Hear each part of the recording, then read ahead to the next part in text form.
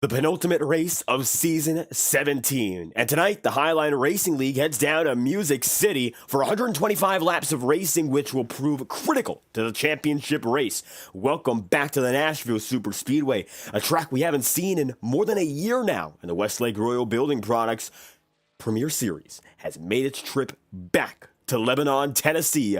Welcome to the Nashville SuperSpeedway, an intermediate track unlike any other in its size and its driving characteristics. It's a little bit smaller than the mile-and-a-half mold that most often is seen, but tonight we're going to see something just a little bit different. Qualifying is on the way with 2 minutes and 20 seconds left on the timing sheets, and it's great to be back live on FTN. We had a thriller of a race at Las Vegas just a few hours ago. That came down to Ashton Crowder, Chase Schaefer, and the like, and it was a fantastic performance in the Iowa Cup Series, and the action continues here in Nashville. Live on FTN, I'm David Kreutz, joined today alongside me, it is Alexander Balderas, and we're going to bring you some of those important action in the championship race. Chad Winstead comes in as your championship points leader.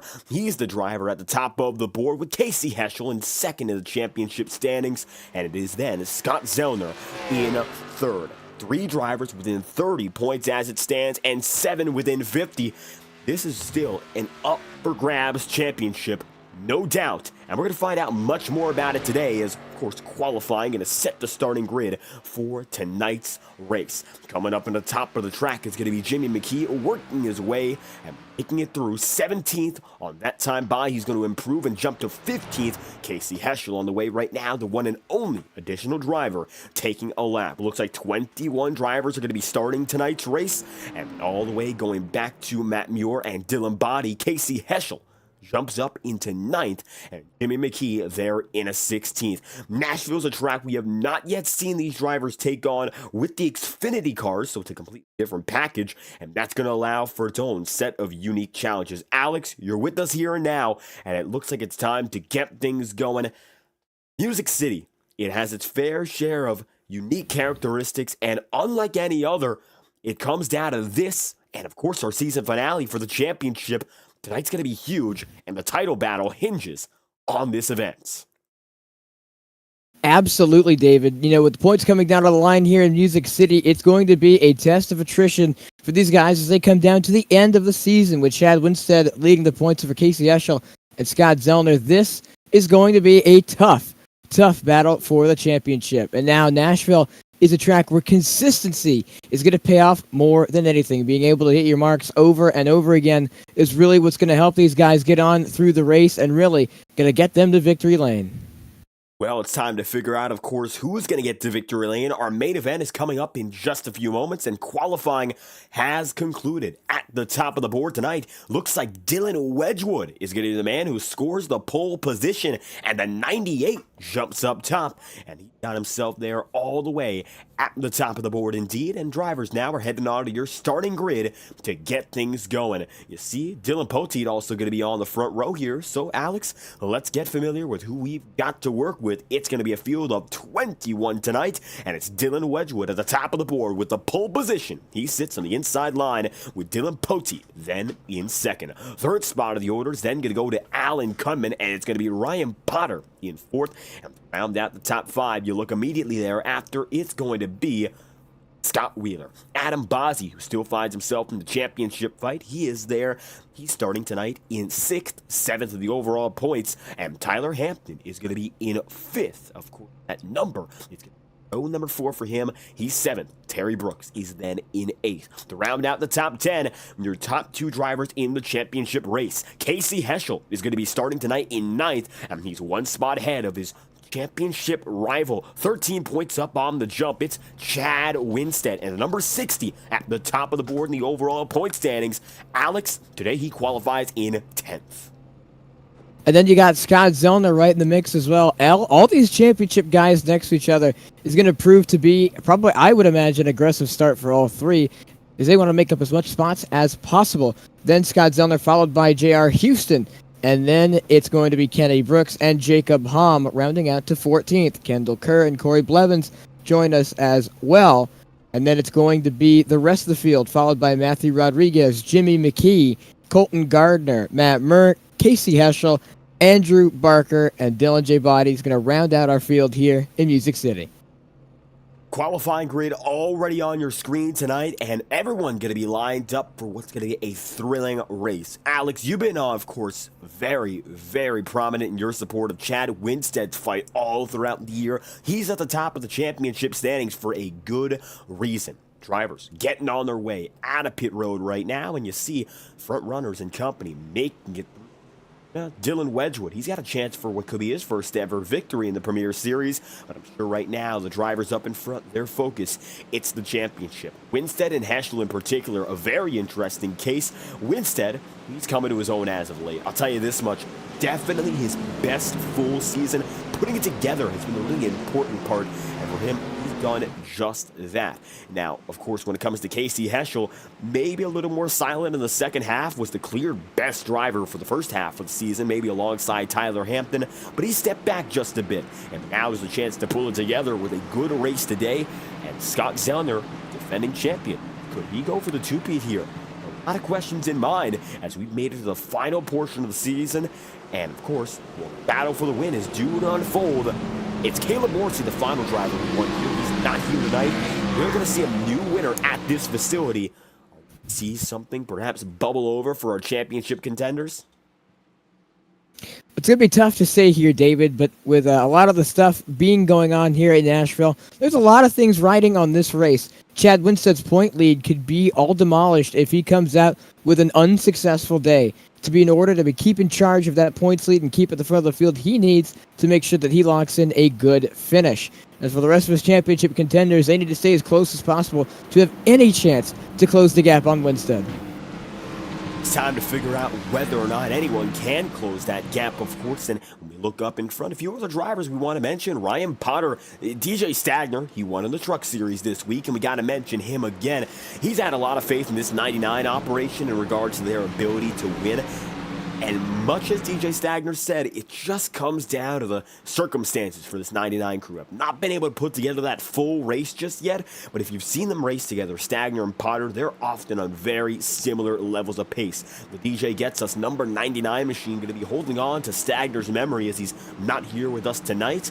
So, let's see what he's got in store for us up in front. Two-time winner in his career, Dylan Poteet up high. Dylan Wedgwood makes it an all-Dylan front row, and the 98 gets the chance to lead us through for the first time in his Premier Series career. Working down and in this time by, it's going to be Wedgwood at the top of the board, and he's going to get us rolling and roaring here in Music City. Time to hit the green flag for the first time in 125 laps of racing. Wedgwood leads us to the green.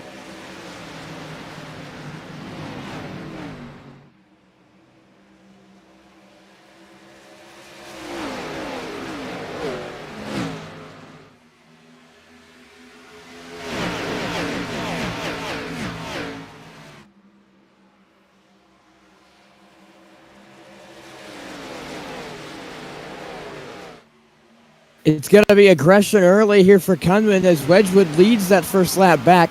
But Kunman was all over the back bumper, that 98, and on the restart and going into turn one on the first time. So he wants to be able to pass that 98. He's going to have to do a lot of work to do it. Side by side loose next to Poteet. They're going to be side by side racing for second. And I know Kunman wants to get past him. He wants to be ahead of the 31. He was all over the jump and right behind the 98. So I know for a fact that he wants to get the spot and he wants to go to the lead. Alan Kunman gets that early jump up and ahead of Dylan Poteet. Can have a chance to slide down and in. You see it there, very, very close to the 31 of Poteet, but nothing comes of it so far. Casey Heschel going to get a much better jump than Chad Winstead. The gap between the both of which is now 3 positions. Heschel with the advantage. He's up to 8th and looking for second already. Of course, second, of course, talking Ryan Potter, the guy up in front of him, it will be 7th overall, and Heschel looking low again. Winstead right now out in the top 10, so not a good start, all things considered. Casey Heschel right now getting the advantage, and Dylan Wedgwood pulling away as we have hit the green flag tonight, and 4 laps in, everyone getting into a nice rhythm. 2x2, multiple rows deep. The Kannapolis Cannonballers number 54 of J.R. Houston going to be lockstep here with Kenny Brooks, both of them going at each other with Kendall Kerr in the mix as well. It looks like right now, bottom and middle, those are the places to be, and be sorting themselves out accordingly. Looks like right now, everyone getting settled in for the long haul. Now, when we went here last time, season 15, completely different race in atmosphere as well. It was a long race, I'll tell you that much. I believe that went into midnight territory, and it was a tricky night to remember. It was, I believe, the SP Designs 150, so it's a bit of a shorter race tonight. Caleb Morrissey, the man who got it done after it was attrition, I'll tell you that much. His first of 2 wins that season, and his first, of course, came at this circuit. Tire strategy was a big deal. He had the advantageous strategy over everyone. That's what led to his victory. Tonight, we'll see whether or not that comes into play. Different race length, different atmosphere, so it might play into the favor of the better short-run guys. Right now, though, Dylan Wedgwood really in tune with his equipment, and it shows as he leads the way. Dylan has now been showing some promise, especially later on. Well, now with this pole here in Nashville, it really proves that he has been a fast guy all year. Maybe luck not been his way, but able to find himself up to the front of the field now and leading over a good distance of Cummins by about 2 to 3/10 of a second. Cummins working his way past Poteet now, able to try and catch up to the back bumper of the 98. Mentioned on the start, really aggressive, had gotten back up to the rear end of the 98 and was really all over him, trying to move, trying to find a way around him. Couldn't do so, and he'll lay back just behind. But it's been a charge so far. But right now the championship is opening up as cutting through the field is Scott Zellner. He's all the way up to 10th now. Chad Winstead falling just behind. He fell a spot. And so a lot of differences right now, but this championship battle is looking to go down as all these guys are still very much close to one another. Scott Zellner's got to make up a fair share of spots if he really wants to stay in it here. Sun is setting, so the weather conditions are going to change as the night goes on. One thing you always want to keep in mind, the driver who's fastest before the sun sets is it's never the guy who's the quickest when the sun is completely gone and gone. So this is going to be a sunset race, so we might be able to see a little bit more changing as the race progresses in regards to who is the quickest driver. Zellner, he finds himself within 30 points of the championship leader, but he needs to make up about 15 today and 15 next Thursday if he wants a great opportunity at defending the championship. A rough start for this entire #1 team.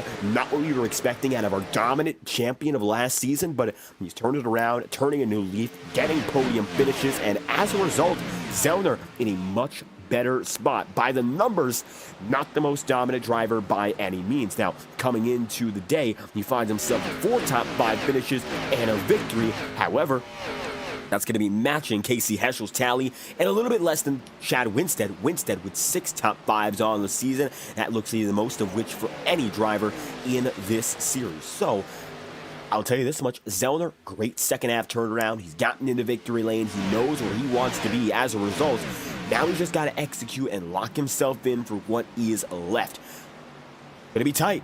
Gonna be tricky for him, but Zellner can keep making gains. If he has Chad Winstead on him, though, those are gonna be very limited.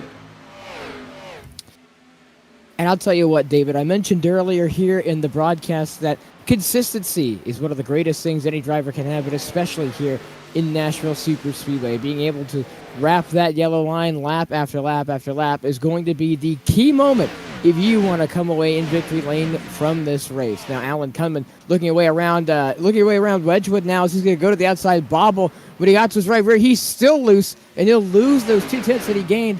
Now back into the clutches of the 31 of Poteet, and it'll be close.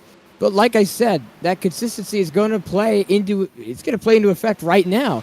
You see, he was really, really close. He was the same on every lap had he gone by, and Cummins had gotten right up to the back bumper of the 98, made a single mistake, and then he went ahead and he already had lost 2 to 3/10 on the 98 of Dylan Wedgwood. And there he goes again, and he's gaining all that time back. But now he has to make sure when he goes for the pass, he can't lose a spot. One of the best movers so far this race, Casey Heschel. And if there was a better race to try and cut up through the field and get as many championship points on Winstead as possible, that race would be now. He's already up to 7th, and now he's actually catching up to Ryan Potter and Scott Wheeler Jr., so he could have more than a couple more spots on his hands. A few drivers who are getting up here in the mix, maybe a chance to get a little closer to leaders. I see Ryan Potter now going to be in 6th here, and Casey Heschel is indeed gaining. Scott Wheeler's on the outer cusp of the theoretical championship range. He would have to be practically perfect, and everyone else would have to wreck for him to have a real opportunity. But Wheeler, overall, slowly but surely coming back to the place where I think we're going to see victory lane for him in the very, very near future. 5 top 5s this season, just no victories to put him over the edge.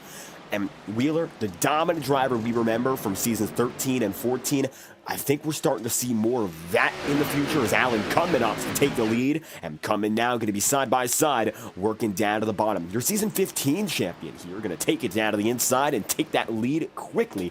Just like that, Wedgwood, Poteet, they're going to get all the way successively.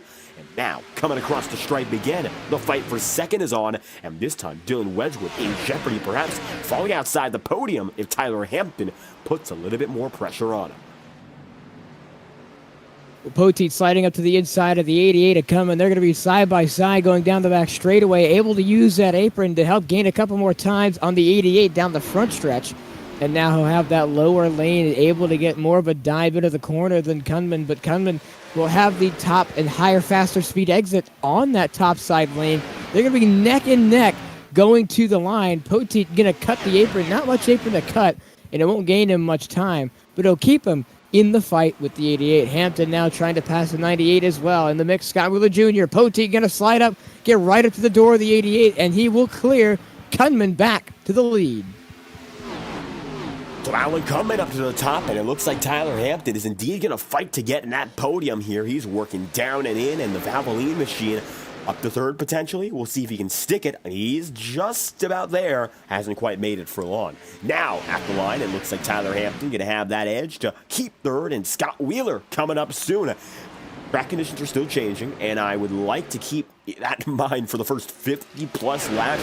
When the sun sets, things change on a racetrack very quickly. Alex, you know it yourself. You raced at Las Vegas today with this very car in a very, very intense race, perhaps the most competitive in Iora Cup Series history amidst their own championship battle. And when the sun goes down at a racing circuit, track conditions are going to, of course, alter vastly because the surface no longer absorbing heat, effectively going to release it, and it's going to become much cooler. Even if the tires are putting down heat, it's not enough to counteract the power.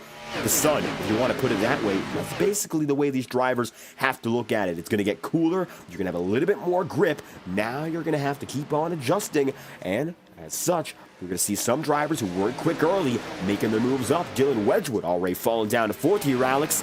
I think that's what's going on. Well, David, the prime example is with how the car reacted to the change in the way the sun was out for Iora. You bring that up perfectly. During the beginning of the run, near the beginning, about 20 laps or so, sun was still kind of out. It was sunset, going further into dusk. And so we had a little bit more heat into the racetrack. But by lap 80, after we made our final pit stop, the car would grip up for at least a solid 15 laps. And Vegas is already a very much on-throttle racetrack, and it only made it more so. And I didn't really start getting tight until I kind of pushed the right front a little bit too much going into the last about 10 laps or so, and that's when I was starting to catch Mose, and Corey Lyles was starting to catch me too. So it really does make a difference when the sun goes down at what point and what time into the race, because, like you mentioned at the beginning, the man who's fastest when the light is out isn't always the case when the sun goes down.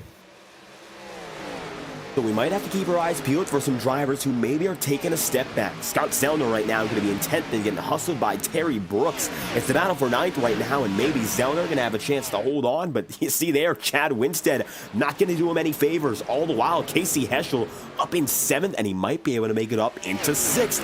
Now, your 3 championship protagonists, they're getting a little more separate, and Heschel has the clear advantage. Casey, today going to be in the Dairy Daddies paint scheme yet again, trying to rebound from what's been a weaker leg of the tour from Kern County to here, where, of course, Kern County was an exciting race, no doubt, but quite a lot of people got caught up in incidents. Now, maybe an opportunity to keep moving forward, get back up there, and have it be just about a level playing field going into our season finale. And, of course, that finale coming up next Thursday. If you're with us right now, make sure to stay tuned for Michigan. That's where we're going to have our season finale, the 2-mile circuit. Fast, exciting, and never never easy. It's a challenge whenever you go down to Michigan, and for Heschel and those in the championship fight, it's going to be a big deal to succeed today, giving yourself just enough a buffer to not worry about the next race. Terry Brooks is still going to have a minor edge here on Zellner, and now Terry's going to try to take a pass here on Adam Bozzi. I'll tell you this much, it looks like he's got it, and they're going to be side by side at even 3 wide. Chad Winstead looking to go down the bottom side. He's going to back out of it and think better of it, but see there, Zellner definitely feeling the pressures. It's 2x2, and it is stacked thick in the early going. And David, a lot of these guys battling for position might not realize that I don't know if that's the best thing to do right now, especially with a higher track, with a higher degradation like Nashville. It's listed in the name as a super speedway, but that's not really the case. Being an intermediate at a 1.5 mile track like this, having that tire degradation really does come to a point. Having that consistency in mind as well. A lot of these guys just wanted to go lap after lap after lap, running the same thing and being easy on their tires will benefit them extremely during the long run. These guys battling it out for position right away, and we're only on lap 26, but it's still early into the run. And so with these guys being this aggressive this early, I do wonder what that's going to do, especially for the tires. As those track conditions get cooler, we might see a couple of guys start to get more and more tight. You could see there a few drivers washing up at once. J.R. Houston, Kendall Kerr, Adam Bozzi. They're all going at each other so frequently. There's no choice but for them to skate up the track. Really tricky right now. And when you mention, Alex, this is a 1.5 mile circuit, that it is not. It looks like one. That's for certain. But this track is slightly different, coming in at 1.33 miles. It drives like 1.5 miles. The lap times are like 1.5 miles. It looks like 1.5 miles from afar. But it's really not. It's almost its own category. It's mimicking the 1.5 mile characteristics, but it's smaller, and it's slightly smaller, more so from the driver's perspective. It's narrow, all things considered, when you look at it that way. Not really as much room as a result, and it is tighter racing. So when you get into that nighttime sky, you're going to feel those effects doubly so. Scott Zellner right now going to be in 9th. He's back up inside the top 10. It looks like Terry Brooks still going to be taking him around for a wild ride. Brooks going to be with Scott Wheeler. Wheeler with Heschel. And you go single file up and up the ladder. Your leaders really haven't made any major moves. You see there, Dylan Wedgwood going to be in the middle of the line right now, the middle of the bottom groove, and you can see the darker concrete. That's where these drivers seem to prefer to be. And as such, that's exactly where Dylan Wedgwood has kept himself. He's there, and he keeps himself in 4th. Now, Jimmy McKee going to be in 15th, and he's fighting side by side with Corey Blevins. Blevins going to be down to the bottom side, and you can see just a little bit more of a lunge deep. Keep himself in the mix. Adam Bozzi up top, side by side. They might go here as Bozzi gets backed up big. Goes Blevins down to the bottom side. And the Blevins Designs, number 24. Back half of the field is going to be as tight as ever. Casey Heschel up into 6th, getting by Scott Wheeler. Next on the agenda might just be maybe Ryan Potter here, as Casey has gotten away from the field. Except for the leaders, of course. He's in a very good spot for the championship. And I got to tell you, David, as far as championship standings go, the mix-up that we've seen throughout this race has been kind of crazy. Chad Winstead now back up to 10th and Scott Zellner in 9th. But the biggest mover of them all has still been Casey Heschel. He's now 2 spots ahead of his championship rivals. And, well, that's not much considering that Chad Winstead has a 13-point lead. Going into it, getting any points at all is crucial right now. And the more that he gets early on, the less cars he'll have to pass later, if you can keep those spots. Track position here at Nashville is one of the most important things about this racetrack.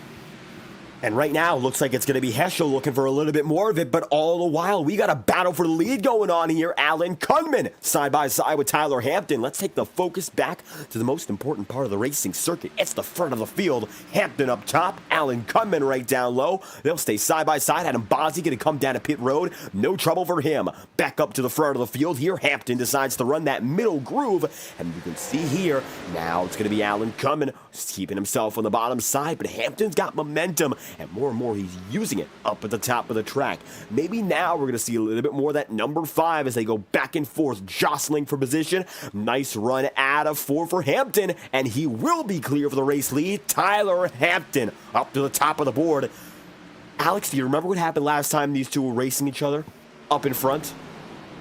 I gotta remember, David. It's gotta remember like the back of my hand. Now, I think Hampton, from what we've seen out of him, might be the bigger person here. But I wonder if that. You're right. You bring that up, and I wonder if that still looms on in both of their heads, because that was definitely a non-forgettable moment here in the Premier Series history. I'll tell you this much, if you weren't there for when it happened, and if we're going to look back at the schedule right now to get that final confirmation for all the fans at home, that was Las Vegas. Oh, what an incident that was. Hampton, Cunman racing each other hard, ends up seeing Allen coming, drifting down a pit road.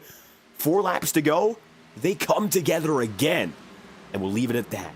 Now, of course, we've moved on. We're several weeks out. Both of them are not in the championship race. And Alan Cummins served a first ever cone penalty. He had to serve as the choose cone for 1 week of racing. He wasn't allowed to drive. He didn't finish last either, but he wasn't able to race. So, Cummins served the penalty. Tyler Hampton's back out on the track, and better than that, Tyler Hampton is leading, maybe for the 5, the best revenge of success. He's up there, and he got away from Cunman.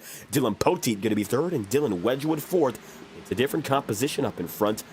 Maybe now the number 5 going to get a chance to steer clear.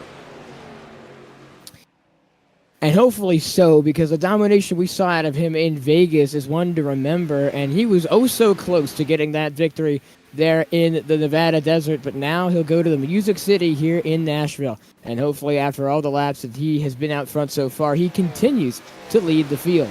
I know for one, as of late, going back and thinking about what we saw, how our reactions were, we were both shocked as to what happened, as we thought he had it locked up. We thought he had it, pretty much in the bag. Does he have the speed and the pace to do that here in Nashville? We'll just have to see. There's already a big change in the composition up in front. Dylan Wedgwood is down to 4th. He's been able to hang on very nicely, but you can see his speed from the lap 1 condition is not here any longer, and he's now having to fight to keep up in front of guys like Casey Heschel, and Casey is up to 5th. But with that being said, Ryan Potter fell down to 7th. Heschel inside the top 5. Meanwhile, Zellner and Winstead are 8th and 9th respectively. Scott Zeller knows, and I'm sure that he knows as well as we do, that if he doesn't get up in front substantially over his competitors tonight, his championship hopes are going to be trickier to pull off, impossible to find out. He won't be out of the race, but he needs a good run tonight, and he can't be able to afford any more losses of position like the one we just saw, as he's going to now be behind your championship leader in Winstead. All the while, Casey Heschel has put himself in a fantastic spot.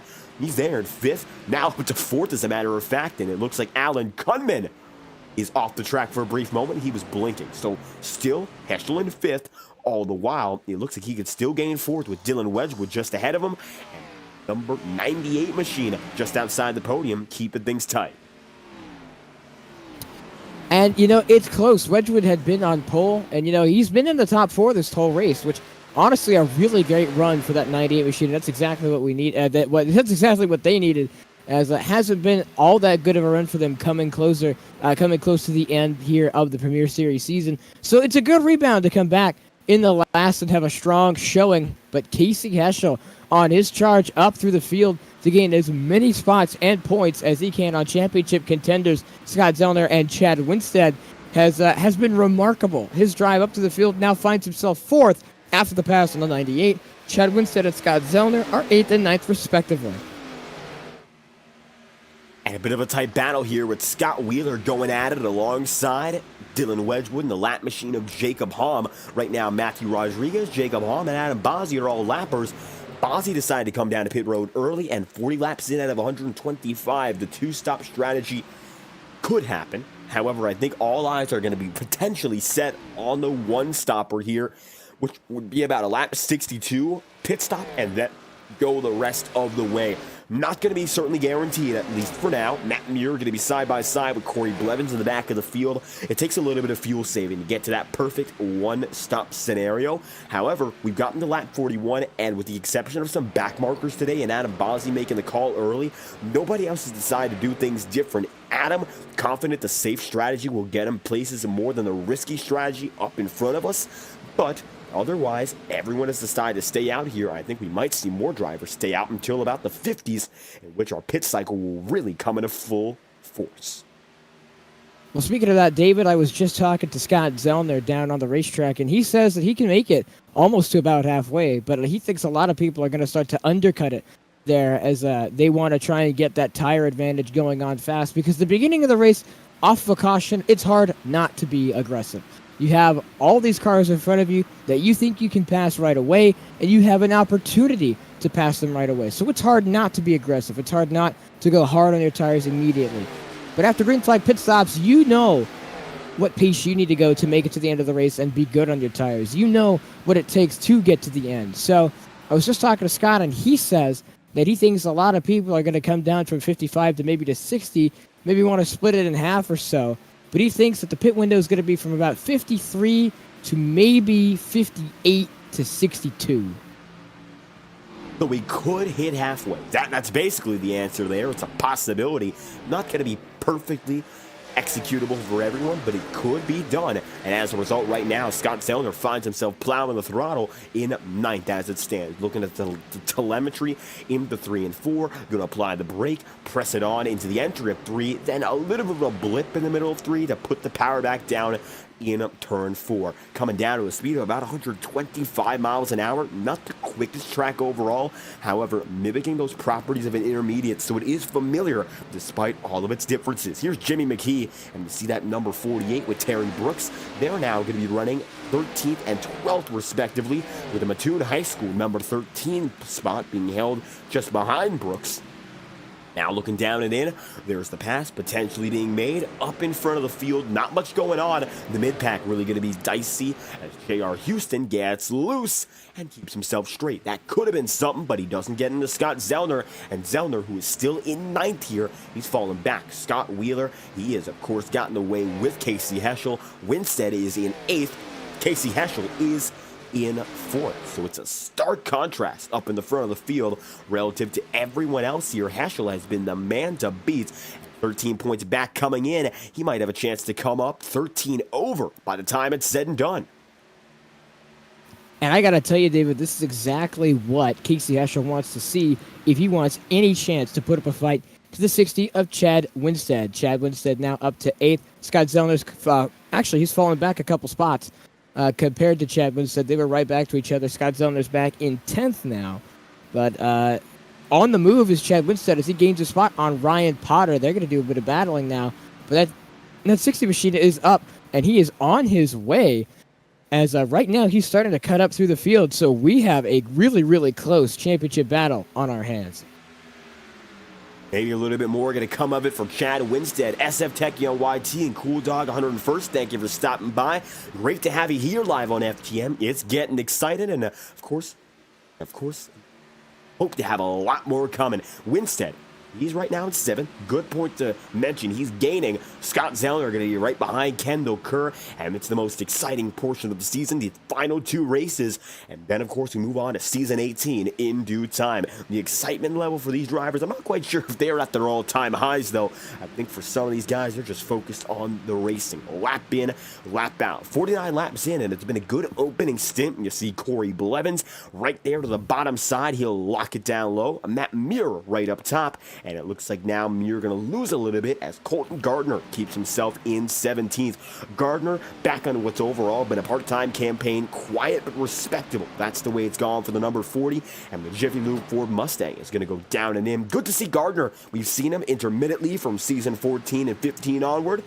And overall, I think it's great to have him return. He's been one of the drivers consistently with us for several years now, and a veteran, a great presence to have. A lot of these drivers, will tell you this much though, they are veterans and they know each other well. A few exceptions. J.R. Houston came in last season. And if you want to look at the drivers who have graduated up, Lucas Lodato is a prime example. How about we look to Dylan Wedgwood? He graduated into Premier Series competition very recently. Not everyone has been around with this group for as long, but either way, we've gotten some good racing here in 51 laps in. See there, Tyler Hampton. He's got himself up and ahead, 2.2 seconds. He's in a real good position here as he's coming up on some more lap traffic of Jacob Halm once more. Alan Cummins is hardly in the frame, and we're using our widest cameras to show you. Casey Heschel is also up to 3rd, and Heschel is a man on a mission tonight. Well, I went back and listened, David, and a little bit more information there. Scott Zellner said that he could make it to lap 67. So these guys can make it past that halfway mark just before or just after that halfway mark. So a lot of these guys now having to come down to the fact that if we get closer to our pit road cycle, as we're just about entering the pit window, a lot of these guys are going to have to decide whether or not they want to come in the 50s or the 60s. Because if you come in the 50s, you're not coming close to halfway, and you'll have a longer run in the end. But you'll come down faster, and you'll gain some time on people ahead of you because of those fresh tires. However, if you come down later, you can have fresher tires for longer in that second half, but you lose the time to the people who pit ahead of you. So, coming down to strategy choice, with these guys having two different strategies, the overcut and the undercut, depending on where they pit in the pit window, that is going to be a crucial call if this race goes green. Now, so far, we gotten that green run. It's been an exciting one, no doubt, but I have to, of course, acknowledge the fact these drivers have kept each other really close, and in those situations, it's never easy to keep it green all the way. Now, with a few lap machines coming around, Adam Bozzi right now, one down, and he's mired back in some traffic with Dylan Poteet and the like. Also a few others, and Jacob Hamm and Matthew Rodriguez. Andrew Baker right now finds himself 23 seconds off the leaders, and Baker right now finds himself practically in his own world relative to the rest of the field, running his laps, and so far it looks like tire degradation really getting to him, and that's been the problem for that 33 team. Otherwise, most drivers have been in full sync, and 55 laps in, still, nobody new has come down to pit road, and we're getting to the point where that fuel window is, of course, throwing itself up in the drivers' minds. Halfway point, we're getting so close. How much longer can you go until you have to come down to pit road? What can you do to stay out there until you hit 62? 62 is the magic number to be fully safe. If you can do it once, you can most likely do it twice, once again. That's what they have in store. So, now 56 overall. What's it going to take, Alex, you think, for these drivers to get there?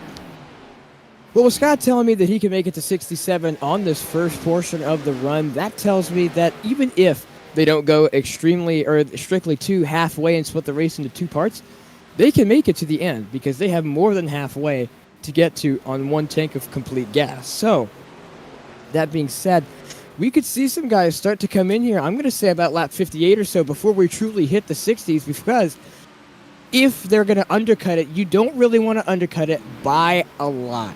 And maybe Scott Zellner was going slower than he imagined, and he was therefore saving more fuel.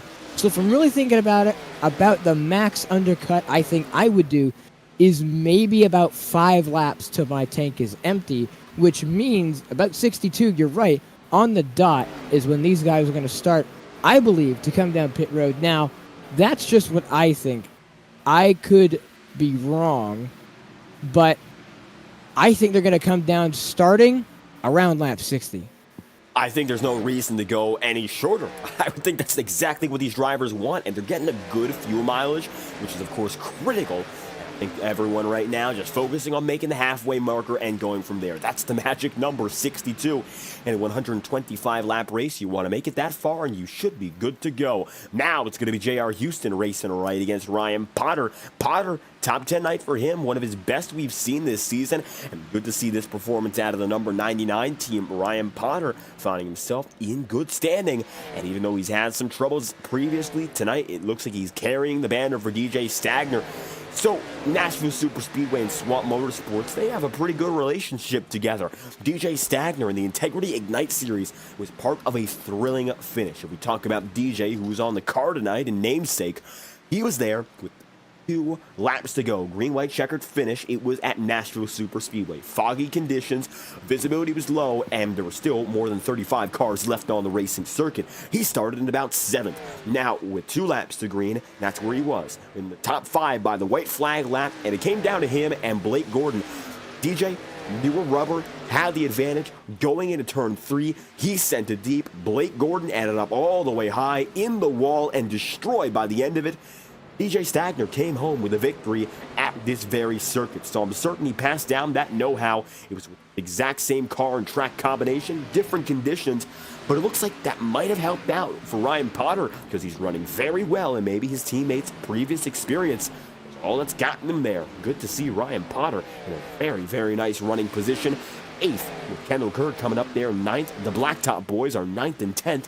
Jimmy McKee going to be the latter of which, and now it looks like Kendall trying to make it a little bit of a Blacktop sandwich and put Ryan Potter right in the middle. So, David, I just gotten word from Scott Zellner that he and a lot of the other drivers are complaining of a tight race car, a tight build condition that these guys are experiencing now. And so what comes into play when they come down pit road is how much fuel they take. Because, as I mentioned before, if they have extra, that means they could underfuel the car and not take a full tank. The problem with that is if they don't take a full tank, then that means there's going to be a tighter of a run later in the race. And a lot of people coming down pit road now, as we've gotten word from 99 of Ryan Potter. He's coming down pit road. I think we have almost a spinner on pit road as well. Scott Wheeler Jr. is going to come down here, as well as Chad Winstead. So is Andrew Barker. He's calling in that he's pitting. So we're getting down pit road right about the time I said they were going to come down pit road. And that's going to be a bit of an incident from J.R. Houston. He keeps it together. He'll stay with the pack. But bad news there for J.R. That could have turned much, much worse. Leader Tyler Hampton down and in. He's going to come in with Andrew Baker here. And as such, now more and more come through. Dylan Wedgwood going to come in with Dylan Poteet. Not to mention, you see now Kenny Brooks and the Kannapolis Cannonballers paint scheme there in the background. While Mattoon High School's Jimmy McKee just exited the frame. Just like that, more than half the field has gone down a pit road, and we've completed more than half of our laps. 62 laps to go. We've got to the point now that we have no worry about making it the end of the way. Now is the wonder, Alan Cumming, he's deciding to go long. Is it good for him, or will it be better to go for the undercut? We'll find out. So, listening into what Scott Zellner has been telling him, that at the end of that run, the right front was down to 38%. And so that's what I mentioned, that this track has a lot of tire degradation, a lot of load and wear being put on that right front. And so these guys are really going to want to take that into note and say that, hey, I've got to be more wary about my tires this second run. And so with that being said, these guys coming down pit road are going to have to use those 4 tires they take well. And a few more trying to get him. It looks like Terry just came in, and you see Colton Gardner. He's also coming through at the same time. Colton makes his way down through. There's a number 40. So just like that, we're down to 2 drivers waiting on here, Alex. Alan Kunman and Kendall Kerr, Blacktop Racing teammates who have decided to go the distance and then some. And this might be a minor advantage. I don't think it's going to be about lesser fuel size on the entry, but he's going to be able to push much harder on a smaller stint. 60 laps to go. When he gets back out on the track, it's going to be only 59 remaining, and Adam Bozzi will be able to inherit the lead temporarily. Yeah, so I think a lot of these guys are now going to be wary about that tire wear that I mentioned earlier. So it's coming into a factor now that, after the tight build condition that we talked about, the fuel run that we talked about, these guys are really going to have to zero in on being sure that, they have enough tire to make it to the end. Because we were talking about if they had enough fuel, but going down to 38 on the tires is really a bad thing. I went down on the first run at Vegas and Iora tonight to 39% on the right front. So I am no stranger to getting into the, below the 40s as far as tire percentage goes. But you also got to remember, they just went 62 laps green at Nashville SuperSpeedway. We went about, I think, 49 laps green in Vegas before we came down pit road. So it really does. You could see the contrast and the difference between the two tracks. Vegas, a lot more on throttle time. Oh, yellow caution is out. And the caution going to fly. Trouble for Kenny Brooks, and the yellow flag is out for the 54. And just like that, Brooks looks to be down a pit road, and he makes his way in and slowed substantially. I think Kenny Brooks the cause. He has some internet troubles too. Here's a look back immediately as the caution's going to come out. Very similar to Iora, David. Right after green flag pit stops, we have a yellow, and so that is going to really change up a lot of guys' strategies. Yeah, Kenny, that was huge net code. He has some internet troubles, and that's what causes the issue. Watching back on that replay, no real contact, and they phase into each other's cars. Kenny Brooks looping in and out, so it might be connection troubles that give him in, and Kenny finds himself now limping down a pit road. He should be able to keep on going. That was a very, very light spin. I don't think it's going to be a worry about getting back on the track, but more so whether or not he's going to have good enough connection to stay in the server here. Yeah, and you bring up that, David, as well. And so, there's been a couple different issues with iRacing as a whole as far as connectivity goes. One of those was during the new rain update. There has been surfacing a new issue where I believe it's either if there's inclement weather on its way, or if while that's happening, someone hits the blue pit exit cone, half of the server and half of the lobby can just seem to drop out. But Kenny Brooks is saying that it was a connection issue. So, unfortunately, the caution had to come out of that green flag run. But, it's also interesting. Lap 70, just over the halfway mark, and the caution is out for the first time here tonight in Nashville. Yeah, it's unfortunate for Kenny Brooks because it doesn't look like he was out of control, necessarily speaking. He just wasn't getting the signals right. On his side, he might have been turned by Kendall Kerr, which we didn't see, of course, there. They made no real contact, which is what the server accepts as the touching between the two cars. But nonetheless, Kenny going to face the consequences, and he's going to fall to the back of the field based on the incident. And with that being said, yellow flag is out. Tyler Hampton is your new race leader. Wow, Chad Winstead back up in front. He's got the advantage now over his championship rivals, namely Casey Heschel is going to be down into 11th, and Scott Zellner down in 14th. It is a different looking race here, Alex, and it looks like now Chad Winstead is the man who finds himself up in front of the big three. And David, just chatting again with Scott Zellner, and he says they had an extra set of tires. And for me, I don't think I would have come down pit road after a 5-lap run. But then again, it could go green completely after. And you having those 5-lap fresher tires is actually going to mean more than you think. So a lot of the field came back down and took that extra set.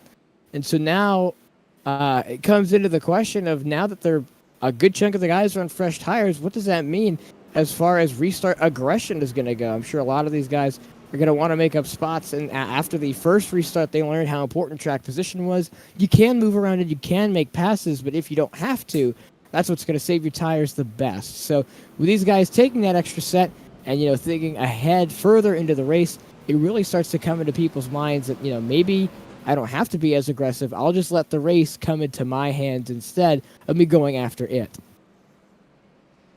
We're going to see whether or not it's possible to get the rest of this race under green. First caution of the day. Most drivers have had very, very, very good control all throughout, so I don't think we should be worrying all too much. But the yellow flag, cautions do breed cautions. And right now, Dylan Poteet finds himself up at 12th spot. No longer at the head of the field. However, he's there in the middle of the pack. Looking at your mid-pack guys, Poteet, Heschel, Adam Bozzi, Colton Gardner, Matt Muir, and the like, all together here in the middle of the field. Up front, Alan Cumming and Kendall Kerr are going to be in a solid spot. Jimmy McKee is up there too. But it's Tyler Hampton who once again reclaims the overall race lead.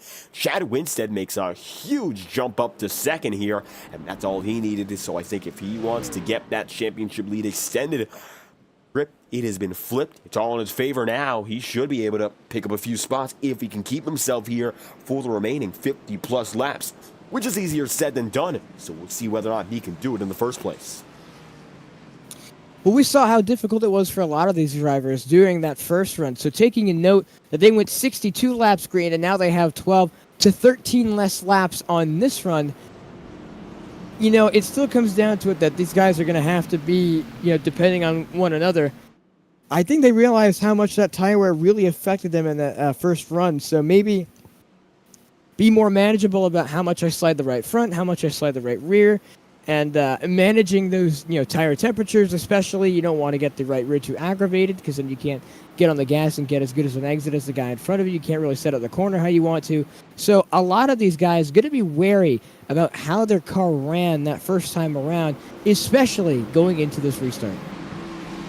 Time for the first restart of the night. Tyler Hampton, who made his way up through the field in the first run, he's back up there again. And Chad Winstead, your points leader, finds himself on the high side, looking to lead the field back to green. Green flag's gonna fly with Tyler Hampton getting the jump of the start-finish line. First restart of the day in Music City, and Hampton gets a nice jump.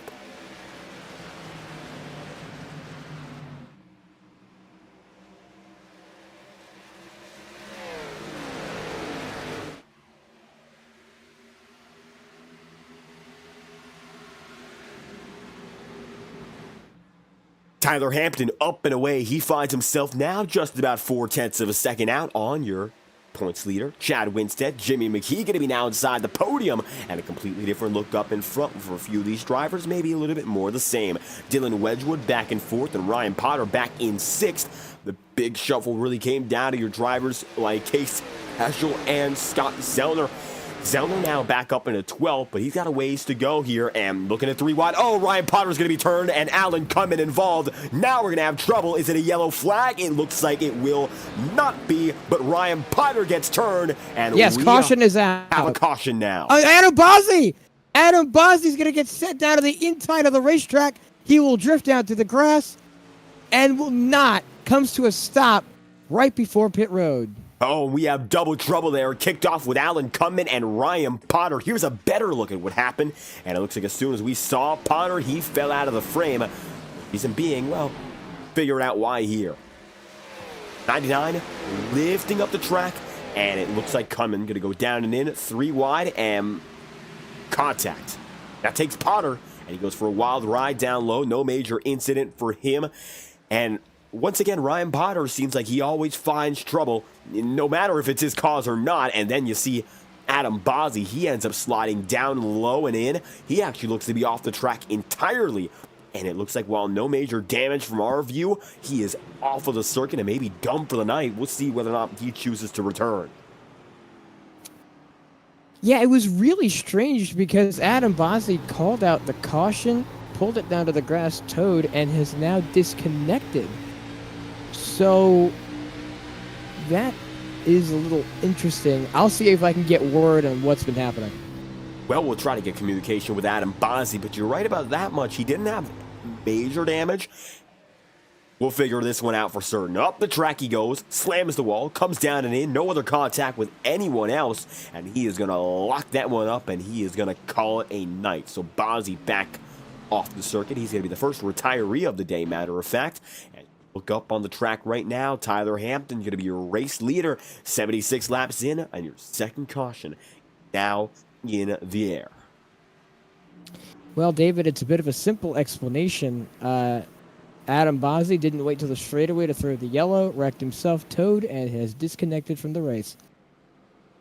How about that for Bozzi? Trouble, of course, and maybe not avoidable there with Ryan Potter being so far away from the field. Maybe late yellow could have happened, but getting it out early, better for everyone else. Just not too great there for Adam Bozzi, and his night has concluded. So, once again, caution did breed a caution. Maybe not the way we expected, but we got one either way.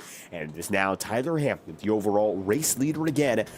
Big moves for a few drivers. Scott Zellner's back up to 9th, so he gained 5 positions. Not bad at all. For Casey Heschel, he's up to 7th. Making gains, cutting distance. Good for him. Winstead remains 2nd. That's all he needs to do, and that's a very good thing for him that he does not have a lot more to go up. He's already pretty close to the race lead as is. Yeah, and so I think a lot of these guys at the front got a real taste of what it was like to be through a restart, especially with Hampton. He got a phenomenal jump off that and really couldn't have written that restart any better. You know, he was able to get away from the field, and a lot of other drivers need to take notes because that was the way you're supposed to restart. We got going properly. Just a question of going 3 wide so fast. I think that's the big issue here. Now you see everyone lined up again. I don't think we want to restart at all. Everyone getting bunched up once more, largely going to be single file, of course. Next up on the table, it's going to be Corey Blevins in 13th as we look beyond Dylan Poteet. And then from there, you see Brooks, Gardner, Baker. Back half of the field is all stuck together. Then you have the front runners in J.R. Houston, Casey Heschel, Alan Cunman.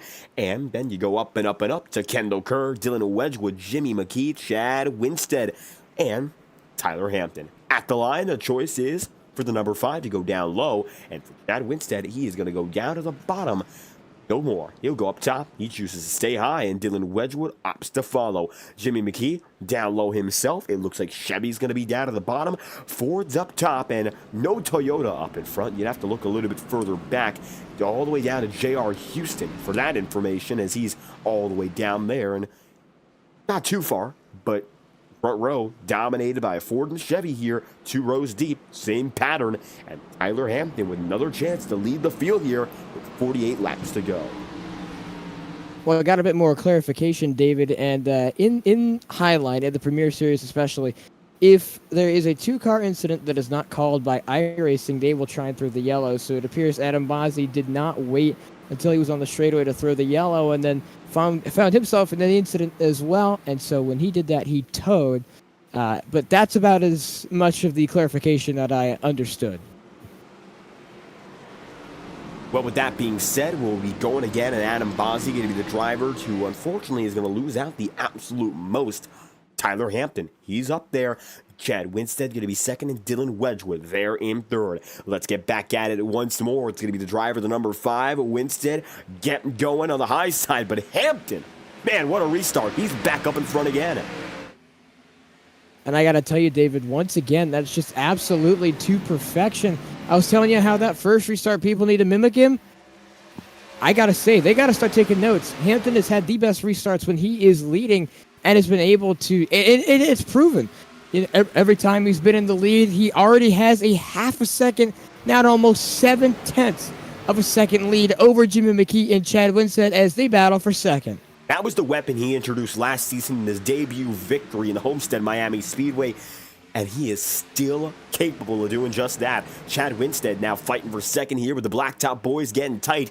Kendall Kerr is now going to be putting Casey Heschel at bay. All the while, Chad Winstead wants to keep himself up in the top 2. I think Winstead right now absolutely knows one thing: maintain, maintain, maintain. You don't need to gain here. Just stay where you are, and you will be in a fantastic position to get the championship. A win is nice, but right now a podium might be the death of any other championship run, and the final nail in the coffin for a majority of drivers, maybe going to be a head damper for a guy like Heschel or Zellner. Maybe not done overall, but it would be fantastic for the 60 team to pull that through. Meanwhile, Heschel and Zellner happen to be inside of the top 10 and the single digits. See there. Now, there's a real good opportunity for the both of them to get closer to Winstead. Maybe Winstead going to get drawn in. However, right now, he's defending well, and you see he's got the Hornet's Nest right behind him. And, it's been an absolute swap in terms of championship drivers as Chad Winstead finds himself up to second. The next closest competition, Casey Heschel down in 8th. And so it's been a whole race. And it's been a really, big shuffle between all the championship contenders. First, it was Heschel up to 4th with Scott Zellner and Chad Winstead to 8th and 9th. And now it's been flipped on its head with Chad Winstead all the way up to 2nd, Casey Heschel down to 7th, and Scott Zellner down to 9th. It's not exactly what his competition wants to see, but this is exactly how Chad Winstead wants this race to play out. And right now, while he's playing it out well, everyone behind him battling deep, and J.R. Houston's up inside of 4th now, so he's been able to make some nice gains, making his move up into position number 4. Good spot to be in. Side by side, going to be Casey Heschel there with Kendall Kerr. Scott Zellner going to be with Alan Cunman, and as they go 2 by 2, multiple rows deep, now it looks like Casey Heschel with a chance to sneak in to what could be the top 5. Not bad at all if he gets by Kendall Kerr, but he hasn't made that easy. And as such, the 21 gives it a fight and can't quite go anymore. Now Heschel up to 6th and gaining once again. We'll see what he's got. Meanwhile, Jimmy McKee now going to be in his own world. The back of the field getting tight as well. Matt Muir right there with Dylan Poteet and Corey Blevins side by side. And it looks like now, Alex, everyone getting back in that rhythm. 41 laps to go. We are at lap number 85. Gotten ourselves down in what could be the last leg. And we are not expecting to see any other pit stops from this point onward. What's it going to take now, perhaps, for Tyler Hampton to pull through with a victory? Well, I was saying, David, early on in the race, that consistency is key. So if Tyler Hampton can be consistent, knock down those laps, and get to the end as fast as possible, that's going to be the way to win this race. We already know that he is a lethal weapon on those restarts, but you still got to wonder about what might happen if we do get a green-white checkered. But right now, it's Tyler Hampton out front right now with about a 1 second advantage over Chad Winstead. And I got to tell you, he has been consistent when knocking down those laps. Those last laps have only fallen back by about 4/10 to his best lap this whole night. And as he crossed the line, he only lost a 10th to the previous lap. So he's by far being as consistent as possible. And it looks like right now, consistency has been key. You want to look at the last 4 laps here. We can see exactly what he's been up to in terms of gaining. If you and Winstead, the next best driver tonight, he has been within the 1/10 of a second range, but nothing too crazy in regards to making the move back up. However, Winstead was quicker in the previous lap, and it looks like that will hold up this lap through. So Chad slightly quicker, and now the gap is going to be 3/4 of a second. So maybe now Winstead is going to reel in Hampton. Opportunities. J.R. Houston also seen it, and he's been able to gain 2/10 of a second on your leader in the past 4 laps. Despite the fact that Hampton's been consistent, maybe it's not an open and shut case any longer. Matter of fact, I think right now a few other drivers are quicker than your leader, and they are beginning to show it. And, I was mentioning how that Hampton is going to need to knock down those laps, and he might need to start picking up the pace a little bit. Chad Winstead now back within a 6/10 of a second gap between him and Hampton. So Winstead, if he could get a win now, I think it might just solidify his charge for the championship. Right now, he's gone from about 11th, I think was his lowest, all the way up to 2nd. And now he's starting to catch our leader. These two Valvoline machines are going to go head-to-head here in Music City. Right now, DJ Stagger coming to the chat room talking about Chad Secondstead right now running in that second spot. He's gained 1/4 of a second. I think right now maybe there is more chance to get there before the 30 lap to go marker. All of a sudden, Hampton going to be in a little more trouble than expected. This could be the win that settles the score for the championship. Keep that in mind. For Chad Winstead, the big worry for him was breaking out of the oval. Season 16, his first ever oval victory, and it was a barn burner, I'll tell you that much, at Michigan. Then he's pulled through this season, gotten the checkered flag once again at an oval circuit. That came at Kern County. Now looking to take that next step and become a championship contender consistently tonight. He might be able to break through. We remember his first victory, which came at Mid-Ohio in 2022. Several years later, still chasing a championship, still looking for opportunities, and this could be the most important race of his Highline Racing League career. Now 2/10 of a second away, and Hampton might be in jeopardy here of losing that lead. And now the battle for the lead has been closer than it's been for about the last 40 laps or so, I'd say, as now Chad Winstead is within that magical 2/10 of a second range. This is going to be his biggest chance to strike. Right now, he's in the clutches of Tyler Hampton. He's getting right up to the back bumper. And Winstead has closed up and clawed his way through the field to be as close as he's ever been to leading this one. And now, with a chance to solidify more of a championship lead coming into the final weeks of the Premier Series season, this is exactly what Winstead needs to take his charge at the championship. Now look further back and you'll see Casey Heschel now looking to go down and in on Jimmy McKee. This would be for 5th, mind you. So it's going to be double file with the 49 looking low. He's going to have himself right down to the bottom, slipping through. And it looks like for Heschel, one thing to note, tire wear, this could be big. Heschel has a younger set of rubber than anyone else ahead of him. And he has not been the fastest, but he has that advantage. He can go a little bit quicker maybe than most guys who's around him. And with that being said, 24-lap stint relative to a 31-lap stint for Chad Winstead. That is major. And right now, looks like Chad Winstead may be evening out a bit in the air of the number 5 because he got up to that 1/4 of a second mark. Hasn't gained much at all, too much ever since. Is this a sign there's a little bit of plateau, or is it just about adjusting? That remains to be seen as Winstead stays right behind the back bumper, the number 5. Maybe now Casey Heschel with a chance to get up there to a driver like Dylan Wedgwood and make another pass before it's too late. Well, you got to wonder if Chad Winstead is really playing this out too as smart and as really well as he knows he can. He doesn't want to pressure Tyler Hampton too much, as there is still more than, I believe, 30 laps to go in this one, so they have still got more than enough time to try and make this move. Chad Winstead is going to easily and slowly roll up to the back bumper of the 5. He's not going to push too much, because if he does, he gets in front of him and then he starts pulling away. If Hampton now is able to save his tires, he'll be back up, able to catch a 60. They do battle, and then Hampton could pass at the right time for the win. So Winstead is really playing this smart. He's not using his stuff up too early. He's holding off. He's watching, seeing what Hampton does, and he's catching him at a comfortable pace that he knows that he can keep up, because the more and more pressure that he puts on Hampton, the more likely it is that he will crack. So Winstead is playing this out strategically. And right now, going to back off to a 4/10 of a second marker, so he's got a little bit more room to buffer himself through. And you see there, he's going to be coming across the line again, a little bit more of an extended gap, but with 29 laps to go, coming down to 28. Still an opportunity to wait it a little bit longer and set everything up just right. And I figure that's what's going through Chad Winstead's mind. As you can see now, a little bit of a longer line.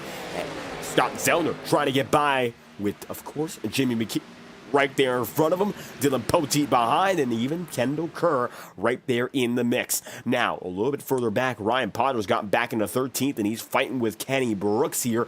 And it looks like now the Brooks brothers going to be a little bit closer, as it's Terry now taking it by the 99. And just like that, Ryan Potter still 13th, hasn't been able to make that spot back up. 31 of Dylan Poteet here in the middle of a very, very, very big pack of single-file drivers, and this is something we've seen develop all night long. When there's a battle, there's always this sort of offshoot, single file, and it looks like the air has played a big role in how drivers are racing tonight. Very challenging to make those spots back up and get in the air of someone, and it almost becomes a little bit of a train. Here at Nashville, one of the most narrow, small intermediates, that's becoming an even more important effect, and it's being much more noticeable at the end of the race. And, Hampton has, we talk about all that stuff and all the things we've mentioned to build up to how someone would win here in Music City. Tyler Hampton has started to pull away again from Chad Winstead, so maybe Winstead's sandbagging a little bit too hard. As we're coming now to about 25 laps to go, the laps have started to wind down even more, and these guys are really putting this lead battle to the test. That gap now back to 6:03.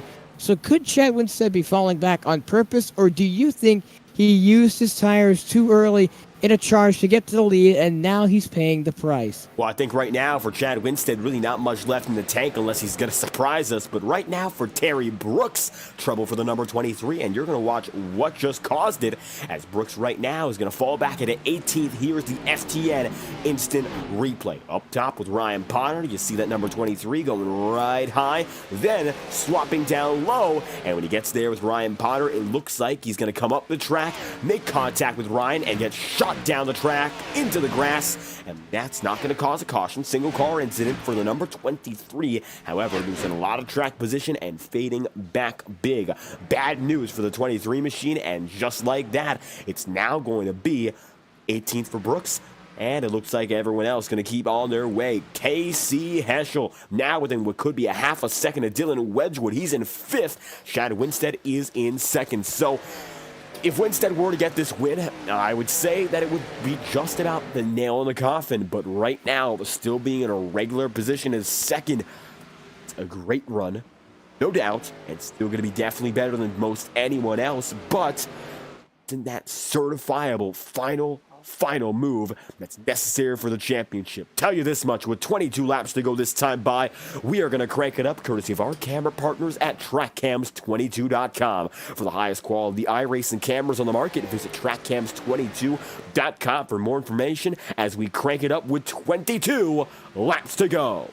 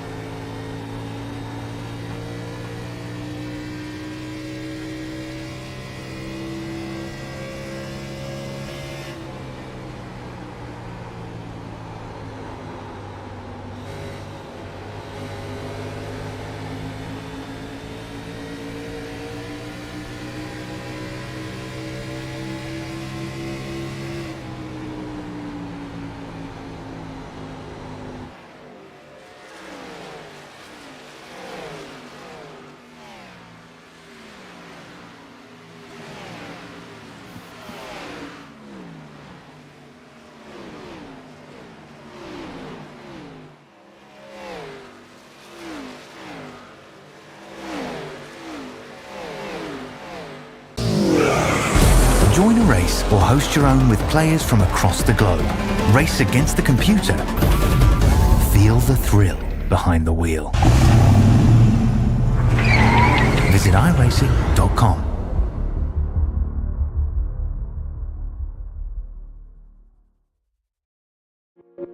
Boundless makes its presence felt. It will not be ignored. We're helping turn ideas into reality with a wealth of building products that take every architectural style to the next level. This is what it's like to imagine, build, and transform anything we want into exactly what we seek. This is what it means to be boundless. Once again, welcome back, race fans, to the World Center of Racing, Daytona National Speedway, as we get set for our second on-track activity today. Racing requires everything that you've got. Climbing into NASCAR on Sunday, it feels like you're getting ready to go into battle. When I hit that ignition switch, that car fires up. It's one of the best things in the world.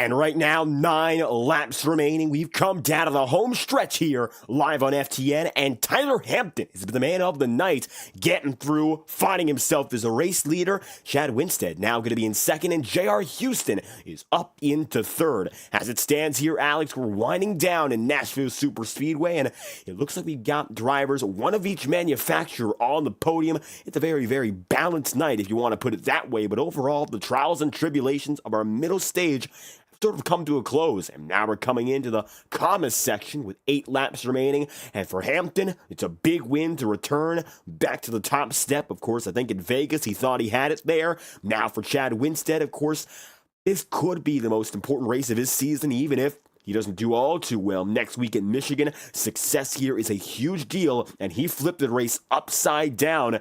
So I think overall he's got to be content. Kendall Kerr is holding off right now, Scott Zellner, while Casey Heschel is now trying to get up to J.R. Houston. But all in all, most runs have stagnated, and we now find ourselves at the very end, perhaps the bleeding edge of this race here, as we move toward the final laps. As this race winds down, David, it has been a race of attrition. These guys have gone through long runs, longer than most any other in the Highline Premier Series, at a track where degradation really means a lot, similar to that of Darlington in terms of degradation and tire fall off.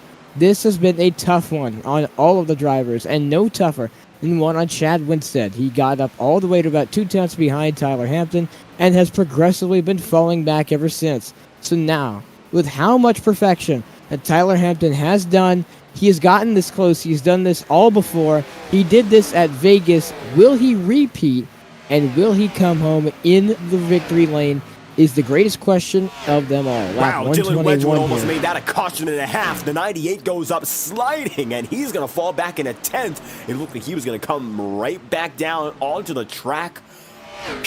That could have been something. Luckily, nothing came of it, and now Wedgwood's back on the hunt. But man, oh man, we could have gone to the Highline overtime with the way that was looking. Dylan gonna keep it straight nonetheless. So, at this rate here, we're setting up for Michigan at this point. Getting to the point where, we're getting down to the final laps here, and the championship race is up next. Realistically speaking, we're going to have 3 championship contenders still. Maybe Zellner's going to stay in it. He's going to be a very long shot option. Casey Heschel, damage limitation tonight. He's done very well. However, an important thing to keep in mind, to this point, he has not yet led a lap. And as a result, he doesn't have any bonus points over Chad Winstead, regardless of finishing position. So damage limitation is limited in itself. All the while, Winstead's been able to make it a very, very solid case for a podium as is. He's there in second. Meanwhile, Tyler Hampton is the man up in front, and right now he has no concerns over the championship. He's here to win. And I think now, as he comes across for the popsicle sticks next time by and the white flag after, he's looking forward to the checkered flag, I think, as much as anyone else. And he's been wanting this one bad since Vegas. He was an absolute domination at Vegas. He, had led almost the entirety of that last run. He had gotten down all the way to the wire. Unfortunate events had stopped him from coming home in victory lane. Will they stop him now? I don't believe so. He's going to go through turns 3 and 4, and now, as he exits, he will be the one to take the white flag here in just a moment. Now coming across one more lap. Tyler Hampton looking for an opportunity to win since Sin City. A gamble that went awry with contact with Alan Cunman, and ever since hasn't quite been able to put that magic back in the number 5. But tonight, a long-awaited chance at victory once more. The number 5 far and away out in front. Outlasting every other driver from top to bottom, Tyler Hampton's number 5 is set to come through one last time into 3 and 4. Making it down to the bottom side of the corner each time. And as smooth as he's been all race long, Tyler Hampton comes across the line and will get the checkered flag all to himself. Hampton's second win of the season comes here in Nashville, and Chad Winstead comes home with a clutch second-place finish. Houston rounds out the podium, and Hampton returns to victory one lane that he's been hoping to see in a while. Victory lane tonight in Music City. It's all his. And truly, What a win that was. Redemption in the fact that he didn't get it there in Sin City. He didn't get it in Vegas. Well, he showed the field through this last run, and Tyler Hampton is going to come home with the win in the Music City. How about that for Hampton? Getting it done, completing it all at the, of course, final opportunity for many drivers, knowing that the championship race is ahead tonight. Race like you can every single... Oh, we got beef. No, we got beef in the back of the field. That's going to be the 48 and the 97. Is that contact intentionally? I can't tell. They're going a little quicker. Yes, there is trouble here. They're spinning each other, and we have problems. McKee, Scott Wheeler, and just like that, we got to look back at what happened. Oh, man, I wasn't expecting that at the end of that one. Those two not happy with each other at all. And taking a look back to figure out what caused it here.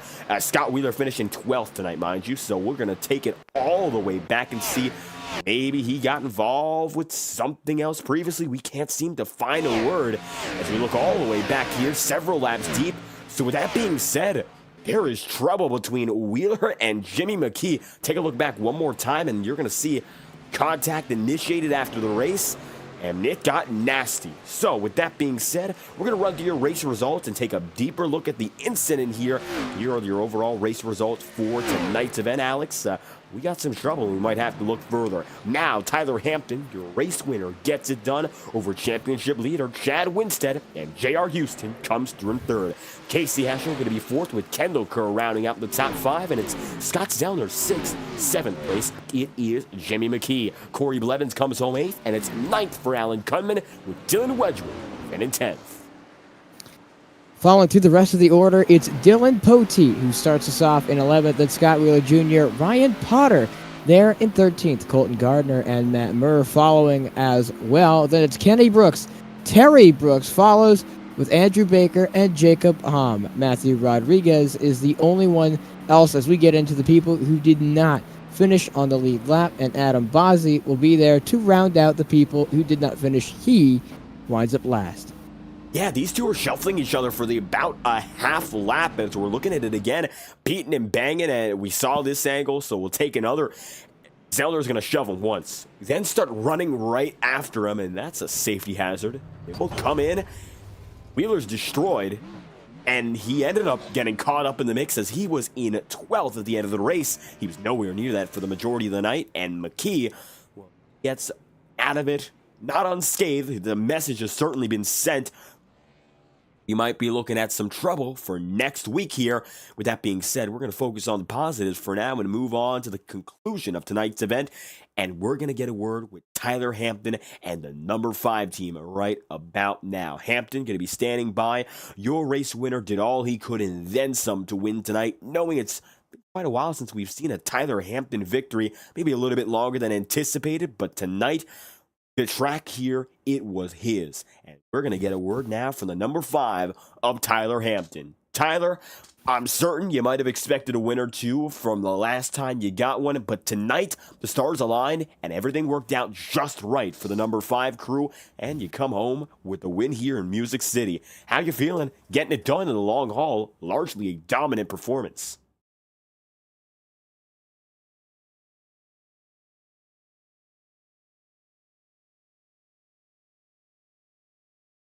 Checking in once again, Tyler Hampton, you have a copy?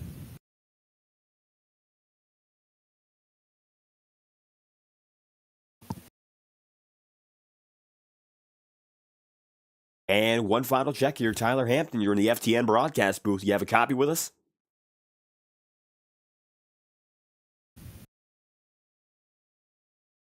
Unfortunately, it looks like right now Tyler Hampton does not have a copy. So, Alex, for the time being, as we figure out what's going on with our winner, how's about we bring in second place Chad Winstead? Chad Winstead, you, my man, get closer and closer to this championship every week that you participate. You come home in second after a glorious drive to go from 11th all the way to the second step of the podium. Tell me how you did it. Just tried to stay consistent all night like usual, and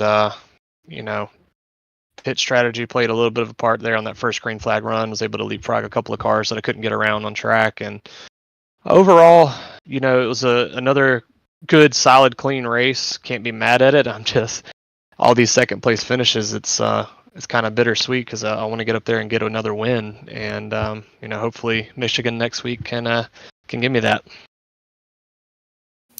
Well, hopefully so as well, as you're going to come home in second again, the man of many bridesmaids.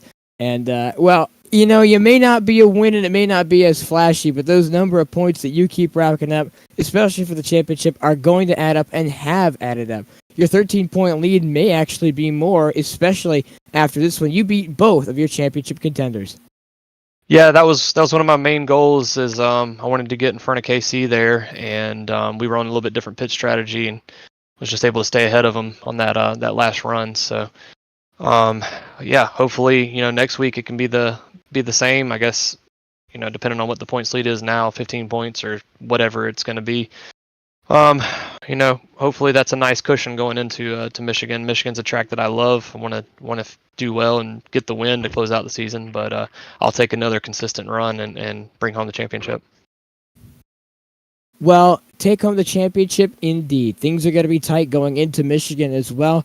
Bonus points may come down to the matter, and one more solid finish, and you might end up as the Premier Series champion. What are your thoughts as we go into Michigan next week? Well, I'm definitely excited. I feel like I've been in the run in a couple of seasons, and to be this close, it definitely feels good. I just want to stay out of trouble. That's my main goal. I'd hate to go into Michigan and get caught up in a wreck or something, and have something bad happen to kind of end the season. So if I can run a clean race, hopefully bring home the championship, I'll be one happy man for sure. With that being said, congratulations on your second place finish. And is there anything else you'd like to say, or anyone else you'd like to thank? No, thank you guys for the broadcast, and as always, thank you to my wife for supporting me and watching the stream, and any friends out there that are tuning into this one. And I've really enjoyed being a part of this league. So thank you to Kendall for inviting me, and hopefully we can carry this momentum into next week and with my teammates. So big thanks to them as well for supporting me at QCR. Well, thank you so much for your time, Chad Winstead, and hopefully we'll see you in the booth just coming next week. All right, thanks, Alex. The voice number 20, Chad Winstead, he finishes in that second position. David, and what a drive it was. Great performance for the number 60 overall. And Tyler Hampton, we will circle back to him. We've confirmed we will get an interview from our race winner. But Alex, J.R. Houston, third place today, is standing by as well. J.R. Houston, after another momentous drive from you as well, you come home in that third position in a mainly green and clean race here from the Music City. Tell me how you did it. Yeah, I wasn't even sure I was actually going to get to race. I joined the session with 5 minutes left in practice. Casey said I should come run, and so I didn't get much practice at all. I got like 2 Q laps and like 3 race laps, and jumped into Q and went and did it. So I didn't have a whole lot of practice. So I spent a lot of that first run just trying to figure it out, bide my time. I was back there in like 12th or so for a really long time, but I felt like I had pace. Almost crashed coming to pit road, lost a few spots there, and then the yellow kind of evened things out a bit. Decided to take tires again with only 8 laps on tires. Casey and I both did it. It didn't think it was going to work, but had a pretty baller restart there at the end, and just drove up to third. And I wish I could have caught Chad, but Tyler was gone. Chad was within striking distance, but it was just a little too far. With all these strategy options playing out to perfection, we had a long race here from the Music City, and with that being mainly green, this tire degradation that we've been seeing over the past few weeks, especially here, but what does that really have as an impact on strategy? Yeah, the tire really falls off and then it goes flat. So you kind of got to make your moves before it goes flat. Otherwise, you just kind of ride around where you are. So I was hoping that having that 8-lap tire advantage would be good. I pitted from 10th, came out 12th, so it wasn't a huge disadvantage as far as track position. But I had a little bit fresher rubber than those guys ahead of me. And then with it going green like that, I mean, I looked down one point. I was like, oh, cool, I'm catching Chad. And I looked down, there were still 35 laps left. So I had to settle in, and never ended up getting to him, but felt like I needed to save my stuff there a little for the end. Well, that you did indeed. You come home in third after what was a great drive back from you, even with your limited knowledge. And is there anything else you'd like to say or anyone else you'd like to thank? Just thank the guys for putting on the league, every week. It's a really fun league even though we're part-time, Ryan and I are part-time with each other, really happy to be a part of it. Thank those guys, the Misfit Mafia. Casey was in the race tonight. Roberto wasn't here, and those guys for helping out, give me the pointers to be fast right out of the gate. And obviously y'all for coming in and watching us turn a bunch of circles and hopefully entertain you.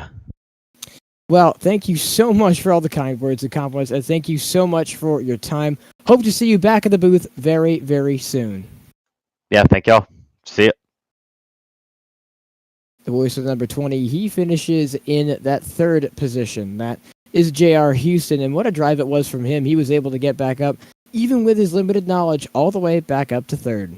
That's about Houston's best ever Highline Racing League finish. Matter of fact, he's had podium speed before, never able to come home on the top 3 steps. So with that being said, Houston out the way, Chad Winstead as well. Tyler Hampton, great to have you back here, and I think this time around we'll get everything to work.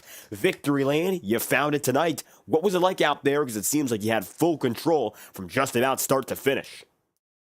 Yeah, it felt good to finally get a win. I mean, I've had some bad luck with some internet issues last couple of races, so I'm glad to get that fixed. But yeah, it was fun. I did a lot of practicing this week and learned a couple things and what I need to do. And I thought I messed up that last run. What me and Chad was talking about. I thought I pushed too soon, too early, especially with them cautions. I think without that caution coming out with the pit cycle, I was going to have a pretty good lead. But yeah, it still worked out in my favor. Looks like everything working out just right when it came down to strategy here. A few cautions in the middle of the way, but you got up to the front of the field early and you kept yourself. Seeing rebounding from a few of the less notable races for your campaign this season, bringing back that speed that you've had at these intermediate style tracks. You think tonight the track conditions played in your favor?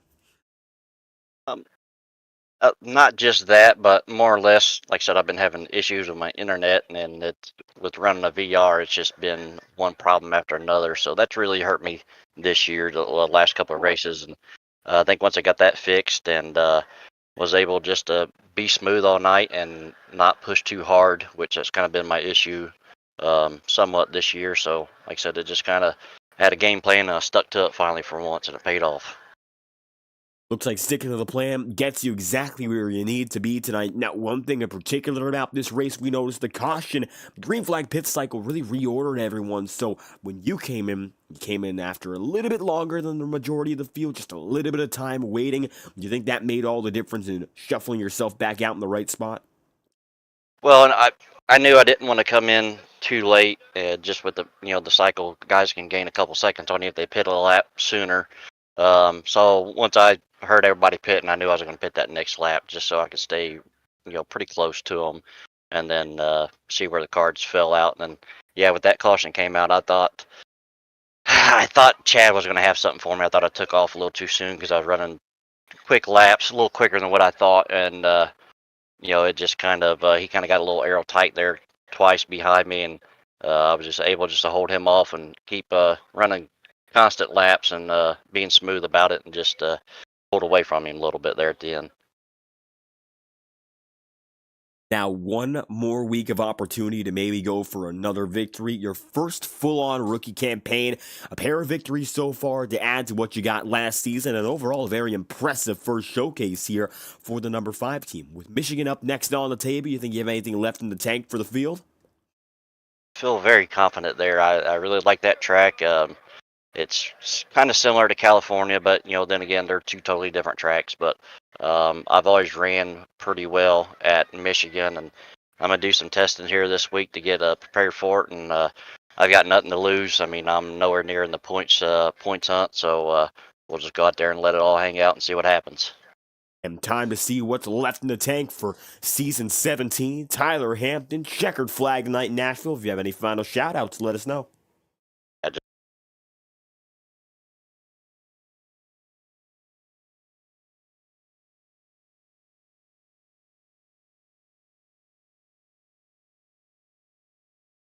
I think we lost Tyler Hampton here. Not quite sure whether or not that was intentional. So with that being said, going to bring him in one final time and figure out what that was about.